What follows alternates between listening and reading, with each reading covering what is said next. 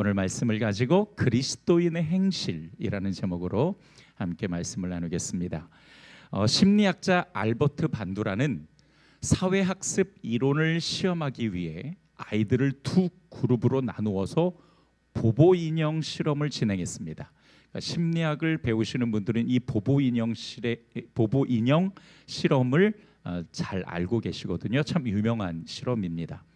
한 그룹의 아이들에게는 이 보보 인형이 뭐냐면 여러분 오뚜기처럼 생긴 인형인데 사람 키만한 거, 밑에는 뚱뚱하고 이렇게 위에는 사람 모양을 한 인형입니다. 그걸 보보 인형이라고 해요.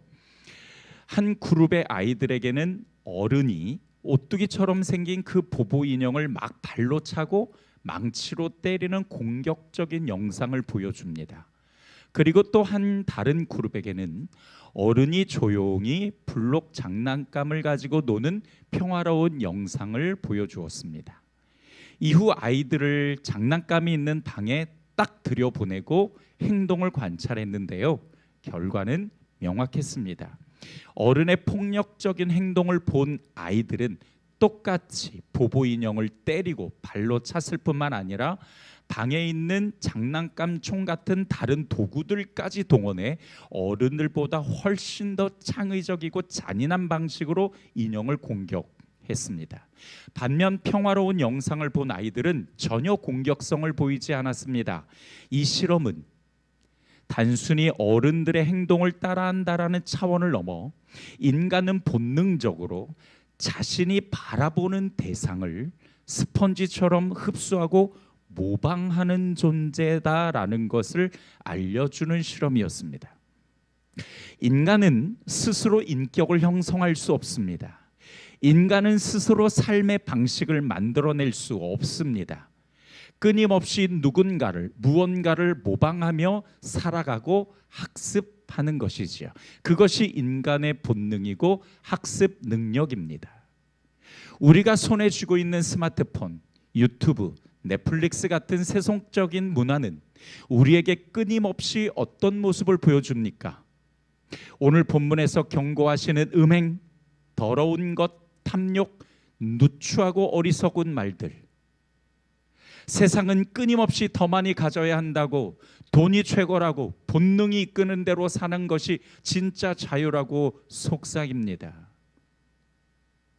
우리가 영적으로 깨어 의도적으로 시선을 돌리지 않으면 나도 모르는 사이에 세상에 썩어질 풍조를 그대로 모방하며 살아갈 수밖에 없겠죠.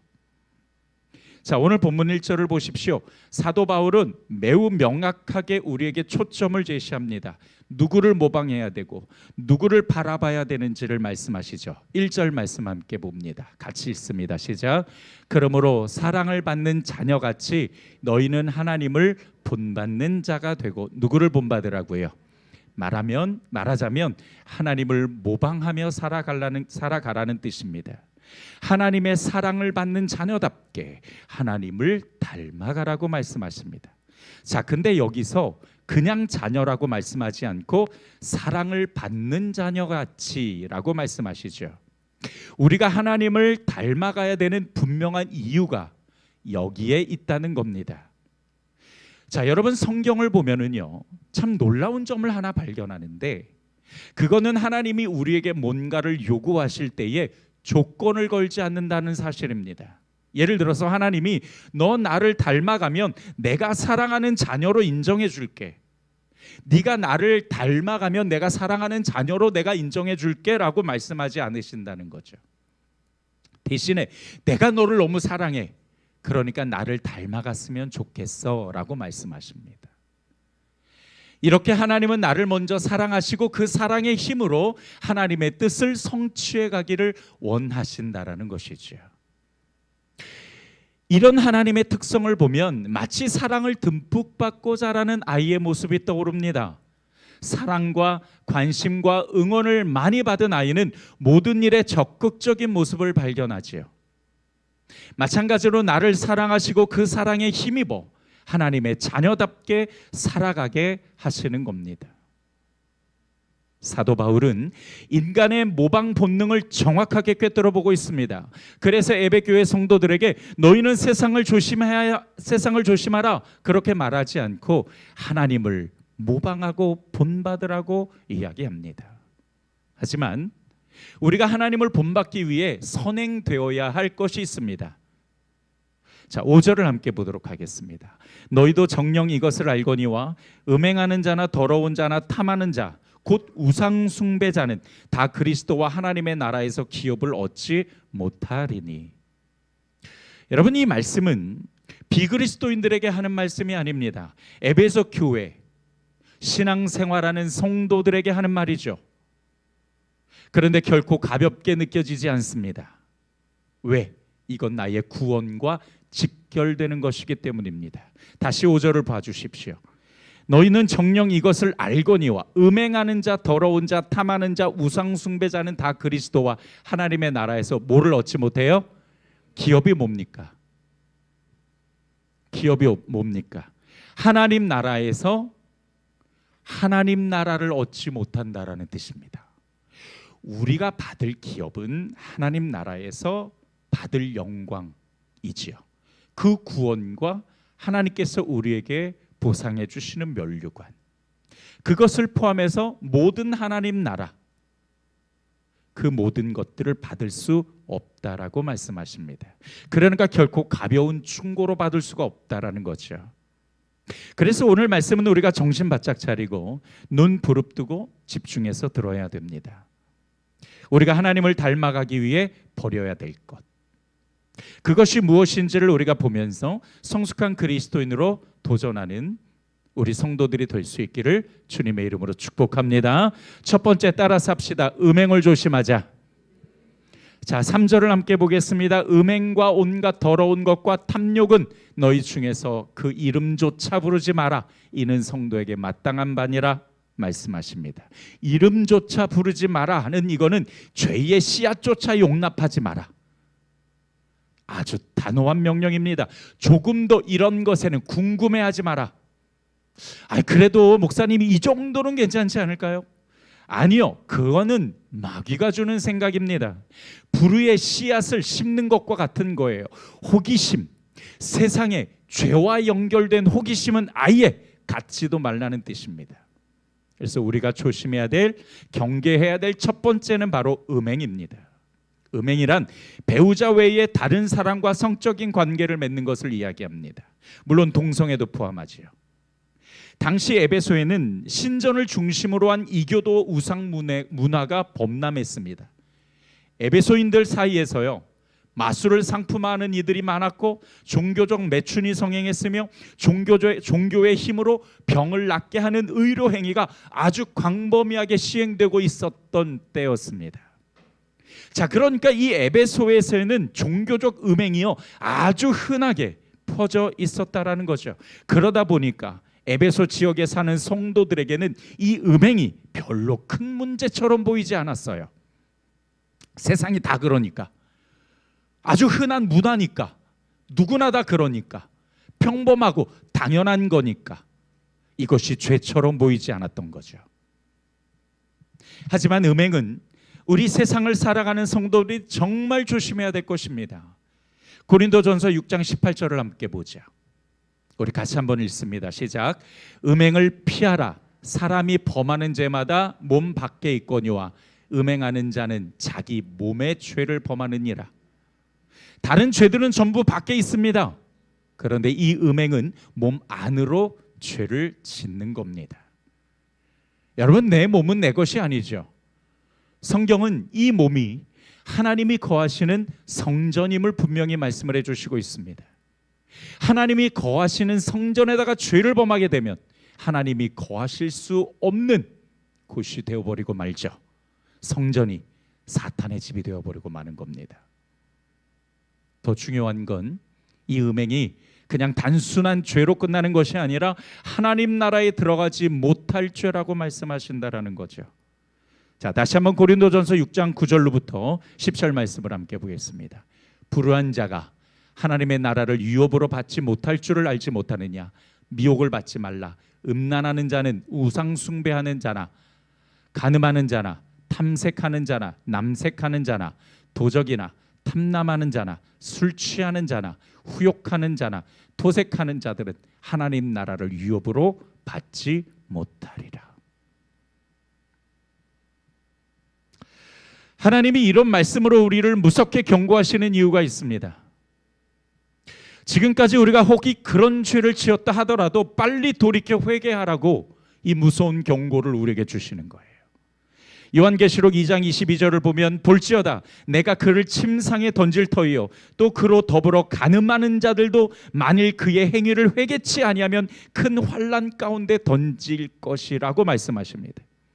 중요한 것은요, 우리가 과거에 그런 죄를 지었다 하더라도 지금 회개하고 다시 돌이키면 되는 겁니다. 돌이켜서 다시는 그렇게 하지 않으면 되는 거예요. 여러분, 지금 이 세상은 정말 심각할 정도로 음란죄가 가득합니다. 아유, 나는 상관없어 라고 생각하는 사람도 사실은 유혹받을 기회들이 너무 많습니다. 어른뿐만 아니라 우리 청년들, 하물며 청소년들도 다 마찬가지예요. 그러니까 여러분, 우리가 이 다음 세대를 위해서라도 기도해야 합니다. 그리고 우리 그리스도인들이 먼저 이 음란죄를 경계할 수 있어야죠. 여러분, 소돔과 고모라를 하나님께서 불로 심판하셨습니다.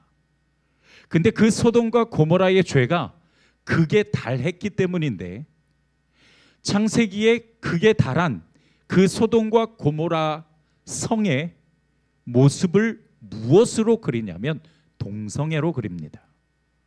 이 동성애는 죄의 극한입니다. 달했다라는 거예요. 이미 끝까지 갔다라는 것입니다. 지금 동성애가 얼마나 위험할 정도로 우리의 삶에, 또 우리 청소년들의, 젊은이들의 삶에 깊이 들어와 있는지 우리는 너무 잘 알고 있습니다. 그런 세상이 되지 않도록 우리가 거룩함과 성결함으로 기도해야 합니다. 그리고 또 이 음행이라는 단어가 한 가지 더 의미가 있는데, 영적으로는 우상 숭배라는 뜻이 있습니다. 그러니까 내가 하나님 외에 다른 것을 더 사랑하거나 하나님 외에 다른 것을 더 마음에 깊이 두거나 또는 하나님 외에 다른 의지의 대상을 두거나 하는 그 모든 것들이 우상 숭배인데, 그 우상 숭배가 바로 영적 간음입니다. 그러므로 우리 성도들은 영적으로도 우상을 만들어서 음란죄를 짓지 않도록, 다른 것에 마음을 두거나 의지하지 않도록 경계하고 조심할 수 있어야죠. 그렇게 우리 하나님만 사랑하는 성도들이 되기를 주님의 이름으로 축복합니다. 두 번째로는 온갖 더러운 것을 조심해야 합니다. 다시 3절을 보겠습니다. 음행과 온갖 더러운 것과 탐욕은 너희 중에서 그 이름조차도 부르지 마라. 이는 성도에게 마땅한 바니라. 첫 번째 피해야 될 것이 음행입니다. 그리고 두 번째 피해야 될 것은 온갖 더러운 것. 여기서 더럽다라는 이 말은 어느 때 쓰냐면요, 죽은 시체와 그 시체에서 나는 냄새와 불순물, 고름 같은 것들을 표현할 때 쓰는 단어예요. 그러니까 이 온갖 더럽다라는 것을 음행 다음에 쓴 이유는 뭐냐면, 음행 외에도 그 음행에 접근하는 모든 과정들조차 다 버려야 한다라는 것입니다. 좀 더 넓은 범위의 타락을 말씀하시는 거죠. 음행만 다 그런 것이 아니라 우리 주위에 우리가 타락할 수 있는 요인들이 굉장히 많다라는 것입니다. 근데 가만히 생각해 보면 진짜 많아요. 뭐 여러분께 특별히 나열하지 않아도 금방금방 여러분께서 떠오르는 것들이 있을 것입니다. 불결한 상상, 음란한 동기, 부정한 오락 같은 것들이 거기에 포함됩니다. 그리고 또 사도 바울은 그냥 더러운 것이라고 하지 않고 온갖 더러운 것이라고 이야기를 해요. 왜냐하면 이 더러운 것이 우리 주위에 너무 많기 때문입니다. 이 온갖이라는 단어는 모든 관계와 상황, 사건들을 다 포함하는 단어예요. 따라서 합시다. 인간관계, 비즈니스, 사생활, 여기에 다 포함되는 것이 온갖이라는 단어입니다. 여기에 전반적인 영역에 스며들어 있는 더러운 것들, 그것을 말씀해 주시는 거예요. 그리고 그런 것들은 아예 이름도 부르지 마라. 그런 건 입에도 담지 마라. 입에 담으면 입도 더러워지니까. 더러운 것은 하나님이 세상을 만드실 때 주신 그 순기능을 역으로 바꿔 버리는 것입니다. 그래서 우리는 이 세상의 온갖 더러운 것에서 거룩함을 지켜나갈 수 있어야 합니다. 세 번째로 탐욕을 조심해야 됩니다. 첫 번째 음행, 두 번째 온갖 더러운 것, 세 번째 탐욕입니다. 이 탐욕이라는 말은 욕심이라는 말로도 바꿀 수가 있고요. 이 욕심은 오롯이 육신의 즐거움을 목적으로 삼고 하나님이 주신 것 이상의 것을 가지려고 도전하는 행위들을 이야기합니다. 그래서 오늘 본문에도 이 탐욕은 우상숭배라고 이야기를 하는데요. 탐욕을 우상숭배라고 말씀하시는 건 이 탐욕이 내가 만든 신이기 때문입니다. 이게 어떻게 만들어지냐면 내가 원하는 걸 하나씩 하나씩 모읍니다. 그리고 그 모으는 것에 나의 마음을 두고 삶의 목적을 두고 또한 나의 관심을 두게 되지요. 그것을 모아서 한 덩어리로 만들게 되면 그것이 바로 탐욕이고 내가 만든 신이 됩니다. 내가 원하는 것을 한 덩어리에 모아놓고 그것만 바라보고 있는 것이지요. 그것을 예배하고 그것을 너무 기뻐하고 그것을 좋아하고 내 삶에 그것으로 인해서 만족감을 얻게 된다면 그게 바로 나의 하나님이 되어버리는 것입니다. 탐욕은 세상 것에 대한 물질을 소유하고자 하는 욕망과 영적인 것을 배제한 물질만을 누리기 원하는 마음. 다시 한번, 탐욕은 세상 것에 대한 물질을 소유하고자 하는 욕망, 그리고 영적인 것이 배제된 물질만을 누리기 원하는 바로 그 마음에서 출발하는 것입니다. 그래서 이 탐욕은 우리에게 절대로 도움이 되지 않습니다. 이것을 경계하기 위해서 주님이 가르쳐 주신 기도문처럼 매일 일용할 양식을 구하여야 합니다.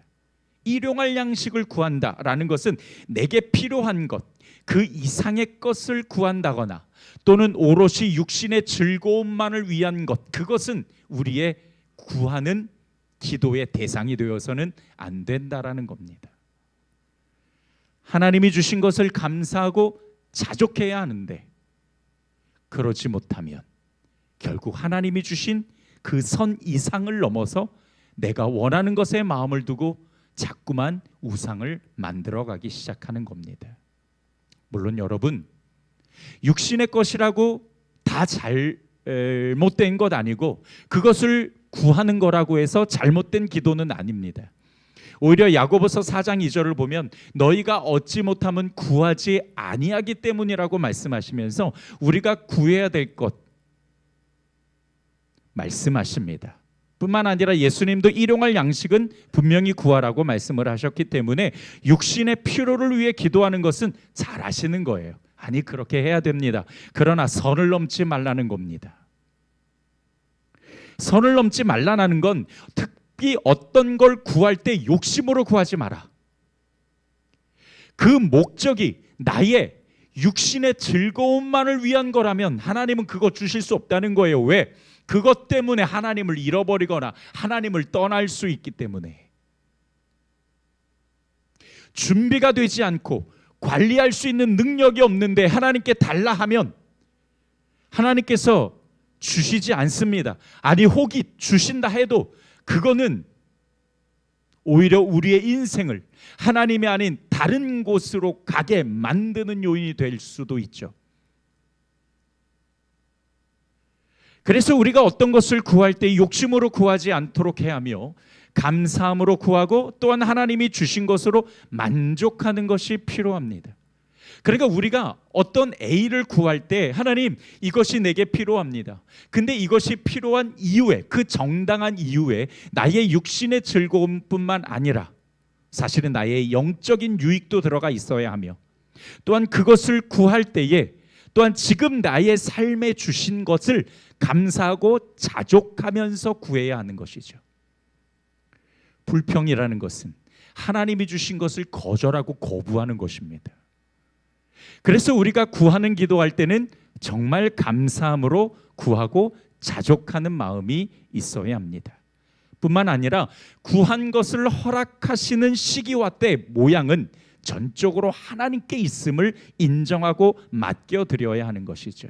그리고 믿음으로 기다릴 수 있어야 합니다. 가장 적절한 때에 적절한 모양과 적절한 것으로 하나님께서 우리에게 허락해 주실 것이니까. 그것이 성경적 자세입니다. 무엇보다 감사하는 마음, 자족하는 마음, 그리고 겸손함으로 하나님께 구하는 태도가 중요합니다. 마지막 네 번째로 말을 조심해야 합니다. 자, 오늘 본문 4절을 함께 같이 한번 읽어보겠습니다. 시작. 누추함과 어리석은 말이나 희롱의 말이 마땅치 아니하니 오히려 감사하는 말을 하라. 아멘.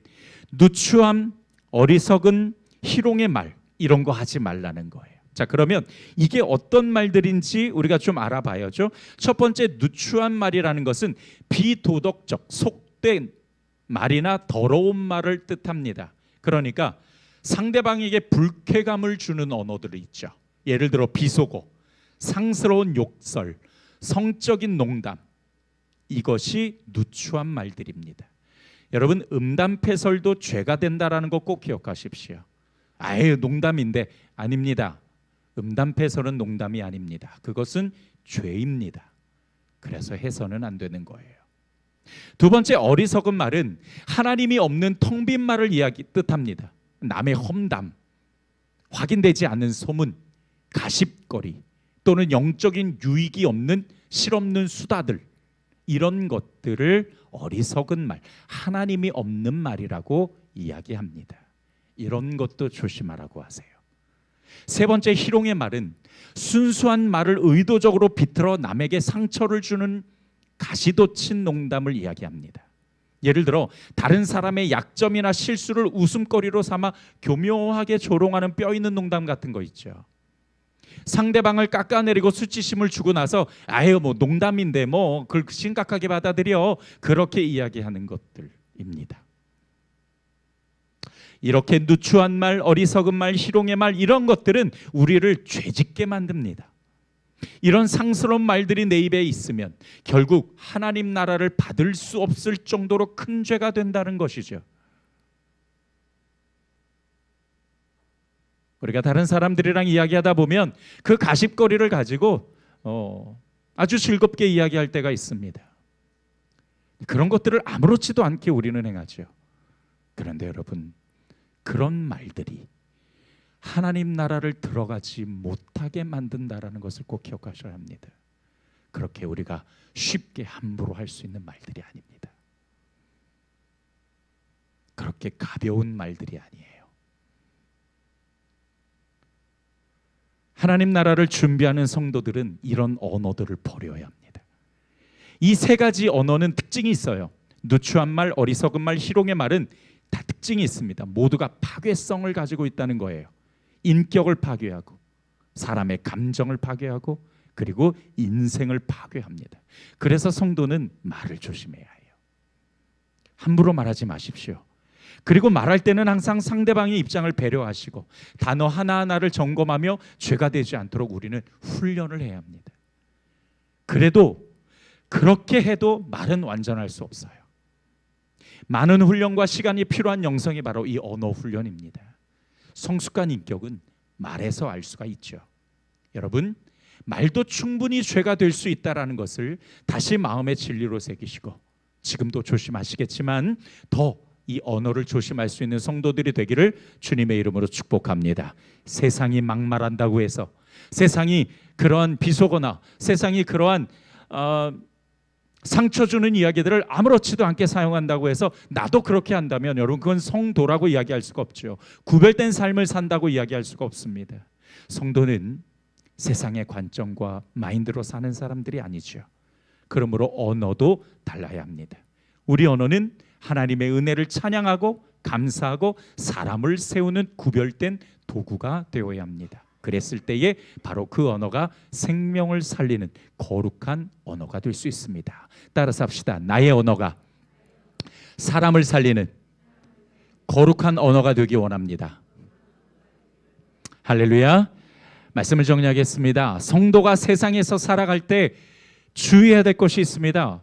아니, 그 전에 우리는 하나님을 모방하며 살아가야 되는 사람입니다. 내가 하나님의 사랑을 받은 자로서, 하나님께서 내게 주신 그 사랑으로 하나님과 영적 관계를 가진 사람으로서, 성도로서, 그리스도인으로서 내가 하나님을 닮아가기 위해 내가 버려야 될 것들, 음행을 조심하고 온갖 더러운 것과 탐욕을 조심하고 그리고 말을 조심해야 됩니다.